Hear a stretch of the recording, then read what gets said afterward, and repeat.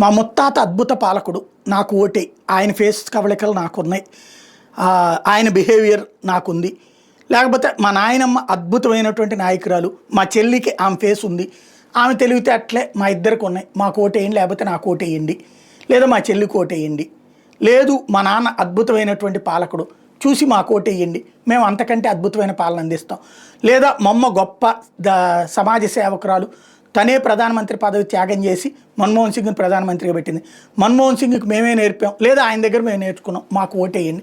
లేదా ఇదిగో ఆర్థిక విధానాల్లో మోడీ వచ్చాక ఇంత అనవసరంగా ఇన్కమ్ ట్యాక్స్ వసూలు చేస్తున్నాడు, మేము వస్తే ఆ ఇన్కమ్ ట్యాక్స్ ఇచ్చేస్తాం.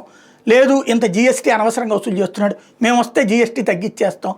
మోడీ అనవసరంగా విదేశాంగ విధానంలో వాళ్ళతో పెట్టుకుంటున్నాడు, అమెరికాతో మేము స్నేహం చేస్తాం, లేదా చైనాతో ప్రేమ పెంచుకుంటాం, పాకిస్తాన్తో స్నేహం చేస్తాం, కాబట్టి మాకు ఓటేయండి. ఇది అడగాల్సింది పాజిటివ్ థింకింగ్.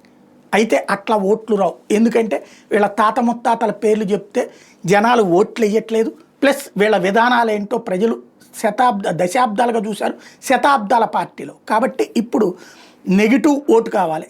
అదే ఇప్పుడు రాహుల్ గాంధీ బీహార్ ఎన్నికల ఆధారంగా ప్రారంభించింది.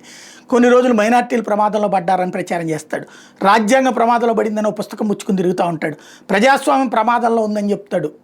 ఏది ఈయన చెప్పిన మాటలు నమ్మకపోతే కనుక రిజర్వేషన్లు ప్రమాదంలో ఉన్నాయన్నాడు. రిజర్వేషన్లన్నీ అద్భుతంగా సాగుతుంటే పైగా ఈడబ్ల్యూఎస్ రిజర్వేషన్లు కూడా వచ్చాక కూడా అట్లాగే ప్రాంతీయ భాష ప్రమాదంలో ఉందంటాడు, ఎవడి భాషను వాడు వాడుకుంటుండగా అదే సందర్భంలో ఆయన ఇంగ్లీష్లో మాట్లాడతాడు. ఇప్పుడు కొత్త పాట ఏంటంటే అంటే మీ ఓటు ప్రమాదంలో ఉంది అంటే వరుసగా ఏదో ఒకళ్ళు మీరు ప్రమాదంలో ఉన్నారు, తాడు నా దగ్గర ఉంది రండి బాబు అని చెప్తాం అనేటటువంటిది, ఫైనల్గా అందరినీ సముద్రంలో దోయడం అనేటటువంటిదే ఇక్కడ విచిత్రం అన్నమాట.